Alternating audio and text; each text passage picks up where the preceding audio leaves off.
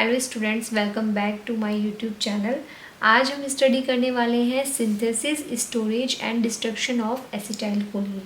ये हमारी फार्माकोलॉजी का स्टार्टिंग टॉपिक है और फार्माकोलॉजी में जितने भी केडी त्रिपाठी में डायग्राम है मैं उनको डिस्कस करने वाली हूँ। तो चलिए स्टार्ट करते हैं। ये हमारी फार्माकोलॉजी का बेसिक है, पैरासिम्पैथेटिक का सबसे पहला चैप्टर है जिसमें हम एसिटाइल कोलिन के बारे में पढ़ते हैं। तो स्टार्ट करते हैं कि एसिटाइल कोलिन का सिंथेसिस कैसे होता है, स्टोरेज कैसे होता है और उसका डिस्ट्रक्शन कैसे होता है।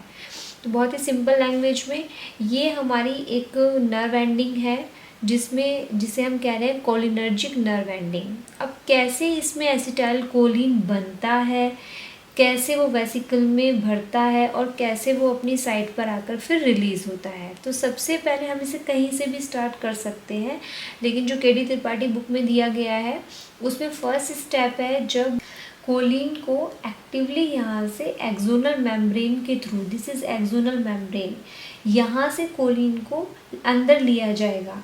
तो कोलिन अंदर लेने के लिए यहाँ पे से जो कोलिन अंदर जाएगा वो किसके थ्रू जाएगा, एक यहाँ पे को ट्रांसपोर्टर प्रेजेंट होता है जिसका नाम होता है सोडियम कोलिन को ट्रांसपोर्टर। इस को ट्रांसपोर्टर का नाम क्या है, सोडियम कोलिन को ट्रांसपोर्टर। इसकी ज़रूरत पड़ती है कोलिन को अंदर ले जाने के लिए। यहाँ से कोलिन जब एक्सोनल मेम्ब्रेन के थ्रू जब अंदर जाएगा तो किसके थ्रू जाएगा, सोडियम कोलिन को ट्रांसपोर्टर के थ्रू।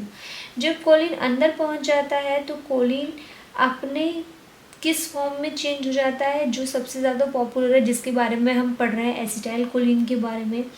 तो ये जो कोलिन है अब ये एसिटाइल कोलिन में चेंज हो जाता है, मतलब जो कोलिन है उसका एसिटाइलेशन हो जाता है।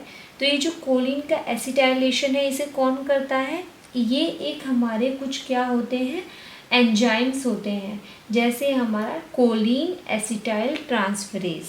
अब ये जो एसिटाइल कोलिन यहाँ बन गया है ये अब छोटे छोटे बबल्स जिन्हें वेसिकल्स कहते हैं इनके अंदर भर जाएगा। ये एसिटाइल कोलिन इस वेसिकल के अंदर जब जाता है तो इस यहाँ पर एक रेट लिमिटिंग स्टेप होता है। देखिए हर जगह नेगेटिव साइन है, यहाँ पर भी एक ये नेगेटिव साइन है। नेगेटिव साइन का मतलब क्या है, कहाँ कहाँ हम एसिटाइल कोलिन को रोक सकते हैं।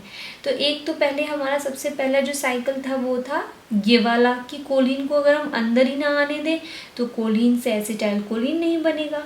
तो यहाँ पर जो हमारी एक ड्रग है जिसका नाम है हेमिकोलिनियम, ये हेमिकोलिनियम क्या करती है कि कोलिन को अंदर ही नहीं आने देती है। जब कोलिन अंदर नहीं आएगा तो वो कोलिन से एसिटाइल कोलिन नहीं बनाएगा। तो इस तरीके से हम एसिटाइल कोलिन का सिंथेसिस रोक सकते हैं। दूसरा क्या है कि जो ये एसिटाइल कोलिन बना इसको हम वेसिकल्स में ना आने दें।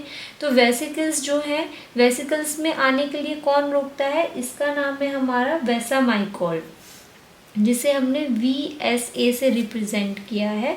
ये जो वेसामाइकोल है ये एसिटाइल कोलिन को वेसिकल में नहीं भरने देता है, मतलब जो एसिटाइल कोलिन है वो हमारा वेसिकल के अंदर नहीं आने देता है। अब ये एसिटाइल कोलिन यहाँ पर साइड पर रिलीज़ हो जाता है। जब ये एसिटाइल कोलिन रिलीज़ होता है तो कुछ तो यहाँ पर हमारे जो इफेक्टर सेल में निकोटिनिक और मस्करिनिक रिसेप्टर होते हैं वहाँ पर यूज़ कर लिया जाता है।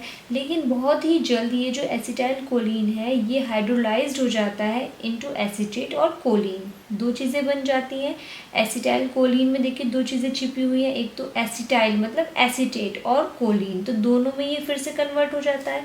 कोलिन यहाँ से रिसाइकल कर लिया जाता है, फिर से ये साइकिल सारा शुरू हो जाता है। ये जो काम किया जब एसिटाइल कोलिन को हाइड्रोलाइज्ड किया एसीटेट में और कोलिन में, ये किसने किया, कोलिन ईस्टरेज। कोलिन ईस्टरेज एंजाइम्स होते हैं जो एसिटाइल कोलिन को कन्वर्ट करते हैं एसीटेट में और कोलिन में।